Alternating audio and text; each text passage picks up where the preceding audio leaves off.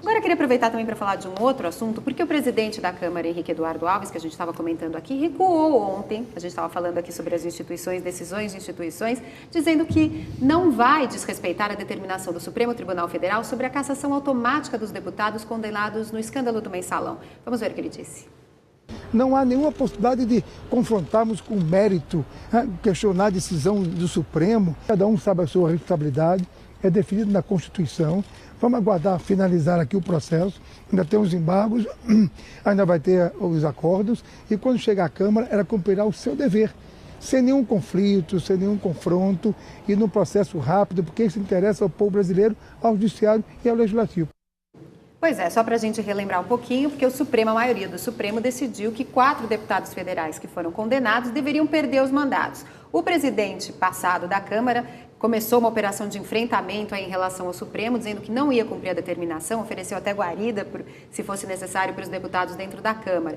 E o Henrique Eduardo Alves tinha dito também em várias oportunidades, até depois de ter sido eleito, que não respeitaria essa decisão. Mas ontem, depois de um encontro com o presidente do Supremo, ele voltou atrás e disse isso que a gente viu aí, que depois de todos os embargos julgados, que ele cumpriria o trâmite de maneira muito rápida, muito célere, e que de maneira nenhuma desrespeitaria o Supremo, né? Como é que os senhores veem isso, professor?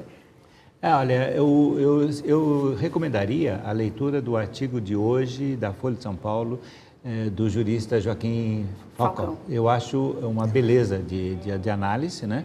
Ele mostra que efetivamente não é apenas o fato do Supremo Tribunal ter declarado a cassação que entra em linha de conta. A Câmara tem que aquecer, sim. Ela tem que dizer sim, né?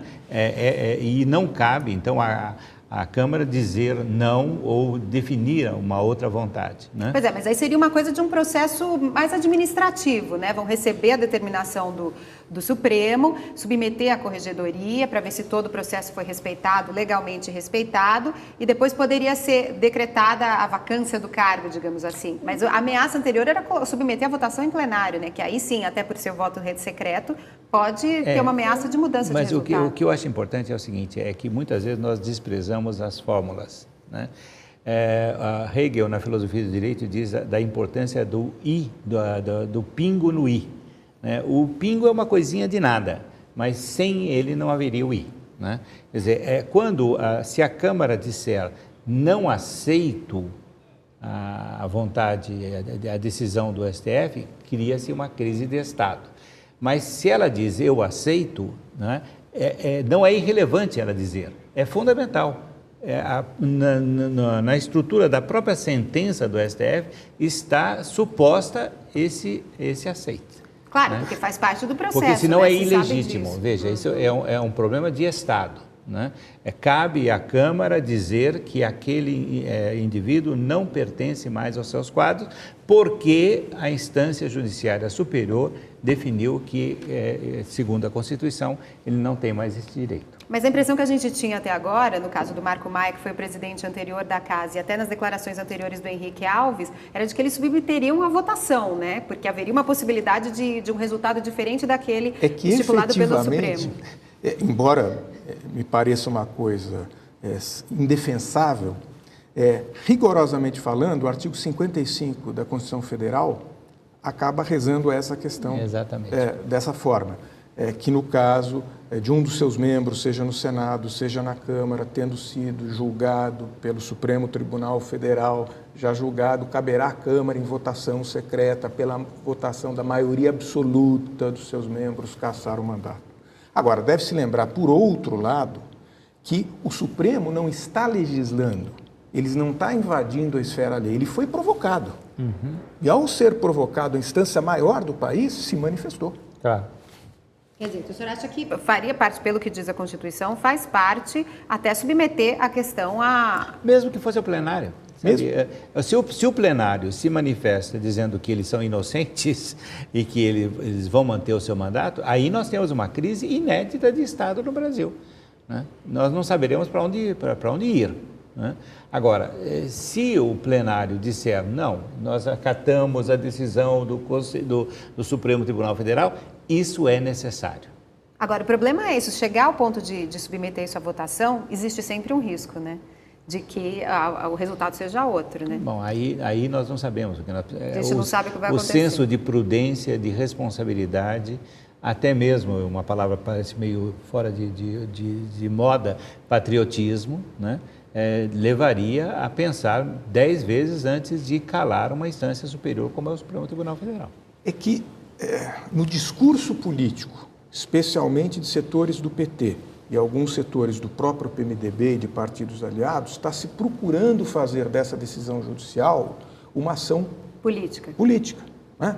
É a direita, e fica difícil sustentar isso quando a gente vê a composição do Supremo Tribunal Federal e quando a gente olha para o presidente do Supremo Tribunal Federal.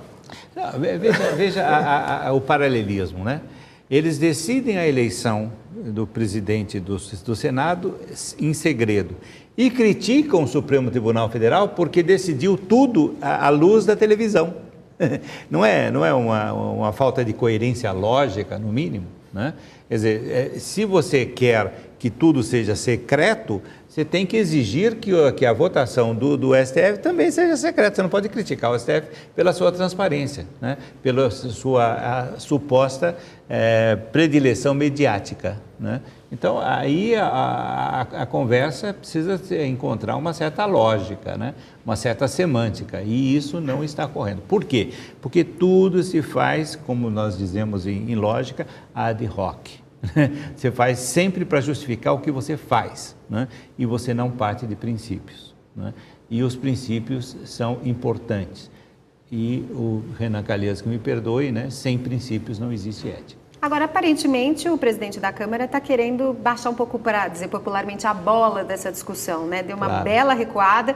Ele pode mudar de opinião de novo, né? Nunca se sabe, mas ele parece querer botar um ponto final nessa discussão. Talvez, Patrícia, ele não tenha rigorosamente mudado coisíssima alguma e foram ênfases diferentes que ele deu. O próprio presidente do Supremo chegou a dizer isso, são especulações. A gente só vai poder saber o resultado certinho quando acabar todo o processo, todos os recursos forem julgados, aí sim a gente vai ver o que vai acontecer de fato. Perceba o seguinte, uma coisa é você fazer o discurso que você faz no momento que você acabou sendo eleito, né? Ainda ali na mesa, cercado de todos aqueles que te apoiaram e tudo mais. E outra quando você faz a visita ao presidente da outra instituição.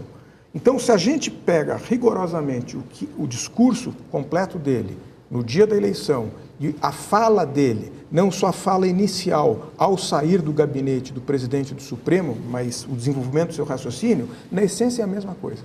Não houve rigorosamente, no meu entendimento, uma mudança. Uma ênfase, sim. Porque quando ele diz a última palavra cabe à Câmara, existe o ponto de vista protocolar, que é isso que a gente citou aqui, deve-se cumprir um ritual, e também pode-se ler por outro lado, dizendo que não, a gente é quem vai decidir, né? Então, na verdade, fica uma coisa dúbia, difícil de medir. Só quem disse é que pode dizer o que realmente queria dizer, né? Exatamente. Então é complicado. Mas a gente vai fazer uma pausa rápida de novo para os comerciais e já a gente volta retomando essa discussão. Até já.